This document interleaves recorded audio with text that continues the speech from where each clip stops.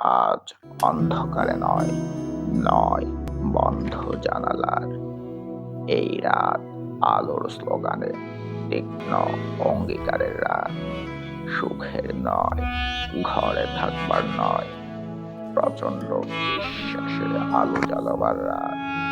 ৭১-এ ২৫শে মার্চ ভয়াল কালো রাত মুছে দিয়ে প্রচন্ড শক্তিতে জেগে ওঠা বাঙালিরা এনেছিল স্বাধীনতা।